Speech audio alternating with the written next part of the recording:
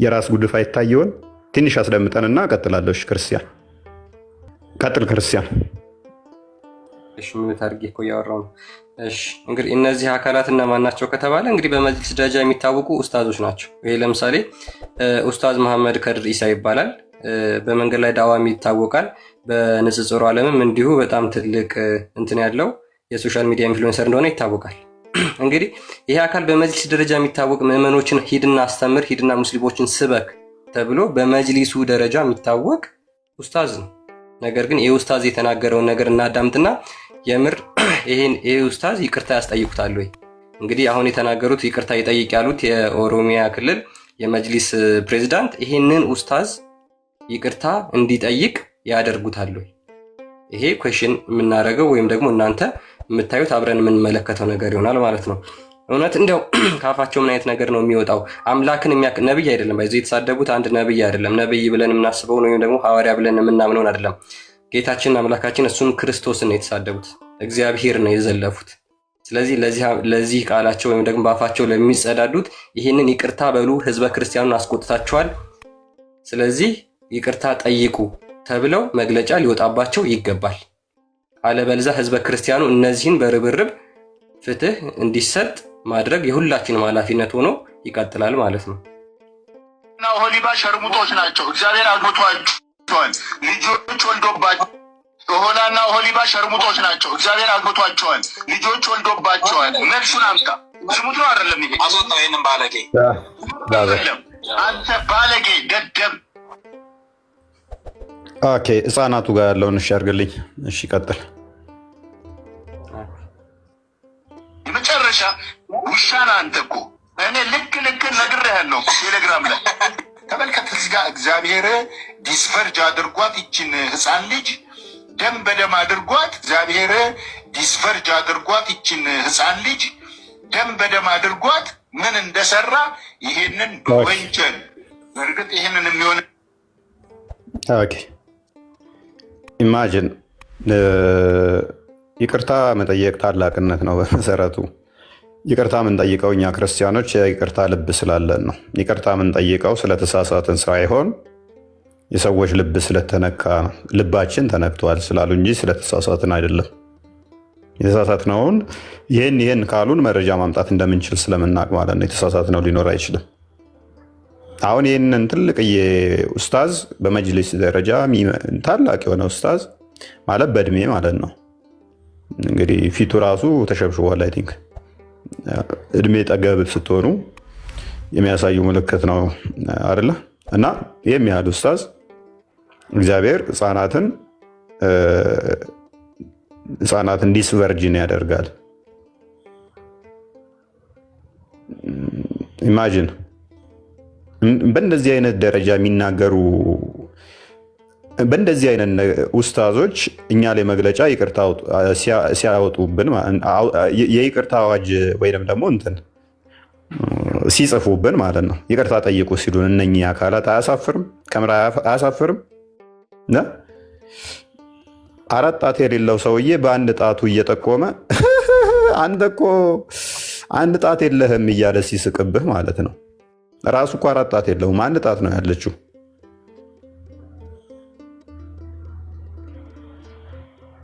ይህንን እንዴት ያዩትዋል? ይህን እንዴት ያዩትዋል? ኡስታዞቻችሁ የተወሰኑትን አሳየን። ኡስታዞቻችሁ በእንደዚህ አይነት ደረጃ የሚሳደቡ ከሆነ እንዴት ታዩታላችሁ?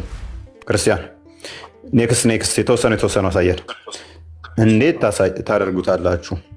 የኡስታዞቻችሁን ብልግና እንዴት ታደርጉታላችሁ? ክርስቲያኖችስ እንዴት ነው የምትታዘቡት? እሺ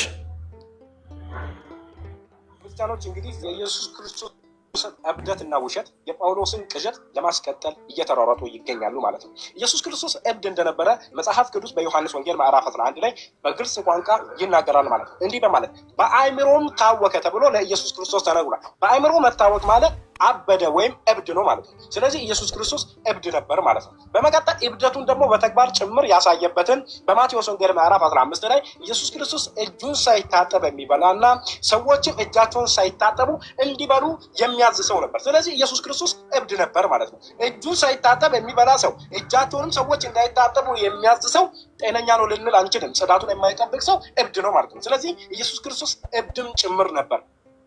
በመቀጠል ኢየሱስ ክርስቶስ ውሸታም ነበር። ውሸታም ይበቃል። ያልተከፈቱ ሌሎችን ክፈታቸው፣ ያልተከፈቱት እነዚህ ቤት እና እያንዳንዳቸው ፎቶቸው አለን፣ እያንዳንዳቸው መረጃዎቻቸው አለን፣ እያንዳንዳቸው እና ቀጥልሽ። ኦኬ እሺ እንግዲህ ይሄ የምታዩት ልጅ እንግዲህ ያው ኢምራን ይባላል። የሚገኘው በዚሁ አዲስ አበባ ከተማ ነው። ያው ቲክቶክ ላይ እንግዲህ አፖሎጂስት ተብለው የእስልምና አቃቤ እምነት ተብለው ከሚታወቁ አንዱ ነው።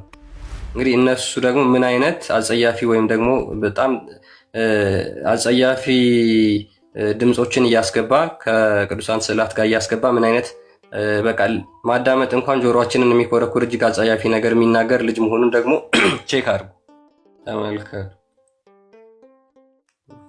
እዚህ ጋር ያለው አምላክ ሰላም አለይኩም። ስሙኝማ እዚህ ጋር ያለው አምላክ ማለት ነው ብቻውን ማሰብ እንደማይችል ታውቃላችሁ። እዚህ ጋር ያለው አምላክ ብቻውን ማሰብ አይችልም። ይሄን ብቻውን ማሰብ አይችልም። ይሄን ብቻውን ማሰብ አይችልም። ጉድ! ኢየሱስ ይሄን ሰውዬ ከንፈሩን ስሞ በፍቅር ገደለው። ማስረጃ ለአቡነ ሀብተ ማርያም የቤተ ክርስቲያን መጽሐፍ ነው። እትሙ ምናምን እዚህ ጋር ተመልከቱ። አቀፋት ከእሱ ጋር ወደ ሰማይ አሳረጋት እያለ ይናገራል።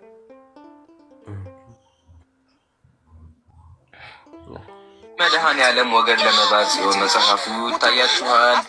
ቪዲዮ ሲሰሩ እንኳን የሚያስገቧቸውን የባክግራውንድ ሳውንዶች አዳምጡ። 106 አብራኛ በዚያን ጊዜ ፍርሃቱን ቀይረው እንደዚህ የቆሸሹ ኡስታዞች እንግዲህ እሺ ቀጥል። እንደዚህ አይነት የቆሸሹ ኡስታዞቻችሁ መቼ ነው እሱ ይቅርታ የምታስጠይቋቸው? መቼ ነው የምታስጠይቋቸው? መቼ ነው የምታስጠይቋቸው? ያው በጣም የሚግባባው ክርስቲያን ልጅ አለ፣ የሚያውቀው በደንብ የሚያውቀው ማለት ነው። ጠይቋቸውና ክርስቲያኖችም ደግሞ ይህንን ልጅ የሚያውቀው የቅርብ ክርስቲያን ልጅ አለ።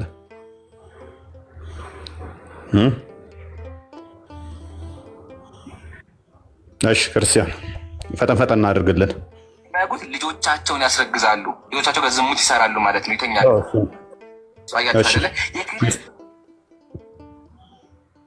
እሺ አፍጥን። እግዚአብሔር ዝሙተኛ ነው። ኦኬ ይሄ ደግሞ ኡስታዝ ሳላ ይባላል ወይ? ኡስታዝ ሳላ ይባላል። ይህም የቲክቶክ አፖሎጂስት ወይም ደግሞ አቃቤ ሰላም ተብለው ከሚታሰቡት አንዱ ነው። በአዳማ ከተማ የሚኖር መኖሪያውን እዛ ያደረገ እንግዲህ እሱም እንደዚህ አይነት ነገሮችን ሲናገር ይደመጣል። እግዚአብሔር ዝሙተኛ ነው፣ ዝሙት አሰርተዋል። እግዚአብሔር ዝሙተኛ ነው፣ ዝሙት አሰርተዋል። ግን በክርስትና ዓለም እግዚአብሔር ስለጠጣ እና ስለሰከረ ብቻ ጀግና ይባላል። ይሄ በጣም የሚያስቅ ነገር ነው። የሰከረ ሰው ሰካራም ነው፣ ጀግና ሊባል አይችልም። ትኩስ ቪዲዮዎችን ብታስደምጠን አሪፍ ነበሩ። ክርስቲያን እነኚህ የተለመዱ ናቸው። ብዙ ቪዲዮዎች አሉት። የዚህ የጣዖትን እያመጣ ጣዖታትን እያመጣ የሚሰራባቸው እንትን የሚልባቸው ብዙ እንትኖች አሉት ይሄ ልጅ እና አድራሻው በደንብ ይታወቃል። የት እንዳለ ምኑ ጋር እንዳለ የት እንደሚውል በደንብ ይታወቃል። ኢቲዚ ይቅርታ ታስጠይቁታላችሁ የኦሮሚያ መጅሊስ ብለን ተስፋ እናደርጋለን። እግዚአብሔርና ሴጣን እንደዚህ ያደረጉ ምናምን እያለ እያመጣ ኢሜጅ እየሰራ በጎግል ላይ ኢሜጅ እየሰራ ብዙ እንትን የሚል ሰው ነው። ስለዚህ አድራሻውን ከፈለጋችሁ በውስጥ ጠይቁን፣ እንሰጣችኋለን ማለት ነው። አድራሻቸውን እንሰጣችኋለን። ስለዚህ መቼ ነው ይቅርታ እንዲጠይቁ የምታደርጓቸው እነኝን ኡስታዞች ነው? ትቀጥላላችሁ ይቅርታ ሳታስጠይቋቸው? ስለዚህ ከኔ ጋር የተያያዘው ይህን ይመስላል።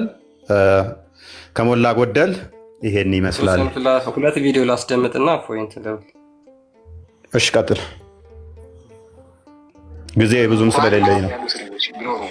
አሁን ዛሬ የምንሰማቸው አንድ ስራዎች አሉ። ይሄ መናኸሪያ አካባቢ የምንሰማቸው መናኸሪያ አካባቢ የሚሰሙ ስራዎች አሉ። እነዚያ ስራዎች ያኔ ቢኖሩ ኢየሱስ ከመጠቀም ወደኋላ አይልም። በነገራችን ላይ ይሄ የመናኸሪያ አካባቢ ስድቦች ገፋ ያሉ ስድቦች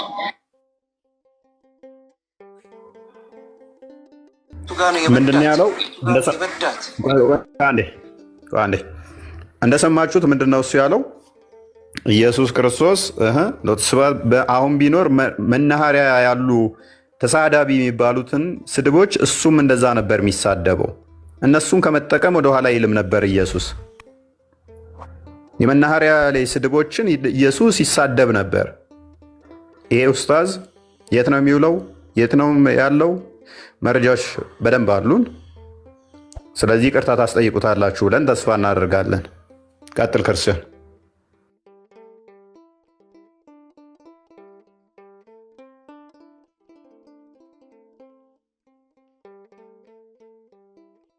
ሚዩት ነህ።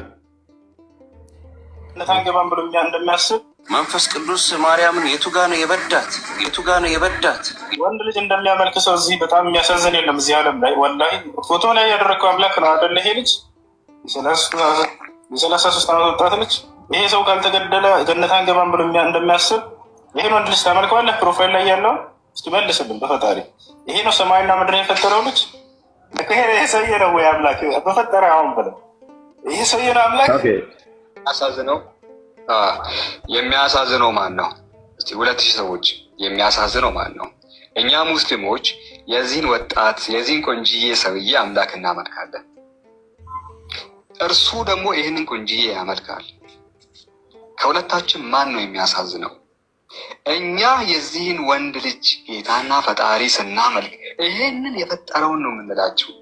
ይሄንን የዚህን ፈጣሪ ይሄንን ያስገኘው ይሄንን የቀረጸውን ወንድ ልጅ የወንድ ልጅ ፈጣሪ እናመልካለን። ይሄን የፈጠረውን እሱን ትቶ ደግሞ ይሄንኑ ነው ያ በቃ ይሄ ልጅ እንግዲህ በአዳማ ከተማ የሚገኝ ልጅ ነው። ይሄን የተናገረው ነገር ምንም ማብራራት አያስፈልግም፣ ድጋሚ ማዳመጥ አያስፈልግም። እንግዲህ እንደዚህ አይነት እግዚአብሔር ላይ አፋቸውን የሚላቀቁ የሚሳደቡ ጋጥ ወጦች የበሸቀጡ እንደሆኑ ያው በጣም በብዙ ቪዲዮዎች ማሳየት ይቻላል። ኦኬ ቃል አፍት ነው።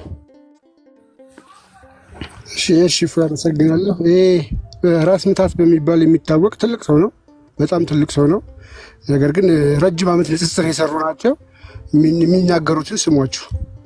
እኔ አሁን ወንጌል አደራብቤ ኢየሱስ ክርስቶስ ገላውን ታጠበ የሚል ስላላየው ተነስቼ ኢየሱስ ግን ምን አይነት ቆሻሻ ነው ገላውን የማይታጠብ? አጭር ነው። አመሰግናለሁ።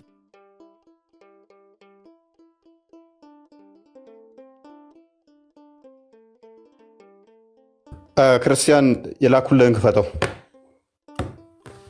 አፍት ነው።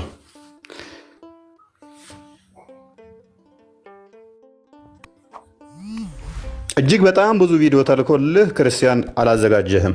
ኤኒዌይስ አፍጥንሽ። አሁን የላኩልን እንዴት እሱን ክፈተው። ከ60 በላይ ቪዲዮ ነው የተላከላ። አፍጥና አሁን የላኩልህ አንድ ሰው እና ለዘራብስ የተፈጠረ አፍጥንሽ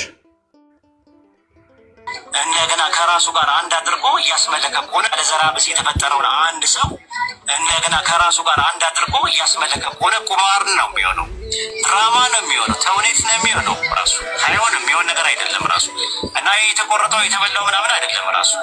ወደ አፍ የሚገባ ሁሉ ወደ ዳር ይወጣል አለ ማቴዎስ ወንጌል 15 ላይ። ስለዚህ ኢየሱስ ሰውነቱ እያደገ የሚመጣው ነገር ይመለካል ወይ? ለምሳሌ እሱ ቆሎ የሚበላ ከሆነ ቆሎ የሚበላው ነገር ገብቶ ይመለካል ወይ ነው ጥያቄው። አዎ ካሉን የሚገርም ነገር ነው። ምነው እኔን ድንች ባረገኝ እላለሁ ራሱ። እኔ ድንች ሆኜ ኢየሱስ በልቶኝ ሰውነት ሲሆነው ያን ይመለካለሁ ማለት ነው። ያስባችሁታል በዚህ መልኩ። ከዛ በኋላ ደግሞ የተመለከው ሲመለክ የነበረው ደግሞ በኋላ ላይ በአንድ ወቅት ይከሳል፣ አየር ይሆናል ራሱ። በአንድ ወቅት ደግሞ አውስፑት ይሆናል። አይደለ? በአውስ ቡት እየሆነ ይመጣል ራሱ ማለት ነው። ሲሰዳዳ ወይ ደግሞ ሽንት ቤት ሄደውን ሲሸናው ያ የተሸናው ነገር ሰውነት ውስጥ እስካለ ድረስ ይመለክ ነበር ወይ ማለት ነው። እና እንዲህ አይነት ነገር የተገረዘውን ጨምረህበት እንግዲህ አስበው በስምንተኛው ከተጋር ይህም ኡስታዝ እንግዲህ ድራማ አልችል ሲል ከቲክቶክ ላይ ያባረር ነው ኡስታዝ ነው፣ ታውቁታላችሁ። ድራማ ሰራለሁ ብሎ ሞክሮ እንደዚህ መነኩሴዎችን አሰልማለሁ አለ። በገንዘብ እንደሚገዛ ሪከርድ ያዝንባቸው። ሪከርድ ከያዝኩባቸው በኋላ ቂም የያዘብኝ ኡስታዝ ይሄ ነው። አንደኛው እኔ ላይ ዘመቻ ካዘመተ ኡስታዝ አንዱ ይሄ ነው። አላዋቂነቱን አንጥፈን ስናሰጣበትና ድራማ እንደሚሰራ ሲወጣበት ያደረገው ምንድነው? እሱ ወደ ፌስቡክ ሄዶ ከፖለቲከኞች ጋር አላይን አድርጎ እኔን ስም ማጥፋት ዘመቻ መስራት ነው። ለነገሩ ከድንች የተሻለ ጭንቅላት የሌለው ሰው ስለ ድንች ነው ሁሉ የሚያስበው። ያልተጻፈ መጽሐፍ ቅዱሳችን ላይ የሌለ ወይንም እኛ ማናምነውን ሎቱ ስብሐት እንደዚህ ፈሱ ይመለካል፣ እንደዚህ ተጸዳዳ፣ እንደዚህ ያ እንትኑ ይመለካል እያለ ይሄ ብቻ አይደለም። ያ እንደዚህ የሚሉት እንትን ራሱ የሆነ እስቻቹ እንትን አድርገው እንደዛ አድርገው ራሱ እንትን ይላሉ። በጣም በሚያስጠላ ሁኔታ ማለት ነው። ሽንት ቤቶች እያሳዩ ምናምን ነገር ማለት ነው። ወንጌል ላይ ያላገኙትን የትኛውም እንትን ላይ ማያገኙትን እንደዚህ አይነት ቆሻሻ እሳቤ ተሸክመው ነው እንግዲህ እፎይ ይገደል ይያዝ ይህን ያህል ገንዘብ እንመድባለን የሚሉት። ሜቢ ገንዘቡን ለእኔ ስጡኝና እኔው ራሴ ያለሁበትን ለምን አልነግራችሁም? ግን ገንዘቡ ደግሞ አንድ ላምም አይገዛም። እንደምንም ያበሻ ላም ከቻለችላችሁ እሱን ግዙበትና ወተቷን ጠጡ። ሜቢ የአይምሮ መቀንጨራችሁን ያስተካክልላችሁ እንደሆነ። ለነገሩ ካልሽየም ነው ሞሮፍ ወተር ሚልክ ያለው ጥርሳችሁን ነው የሚያጠነክረው። እሱ ደግሞ ምግብ ብዙ እንድበሉ ነው የሚያደርጋችሁ። ወይም ቆሎ እንድቆረጥም ነው የሚያደርግ። ያው ስለ ቆሎ ስላወራ ማለት ነው። ከዛ የተሻለ እሳቤ ስለሌለ ማለት ነው። ከዛ የተሻለ አሳሰብ ስለሌላችሁ ማለት ነው። ጠይቁን እንመልስላችኋለን።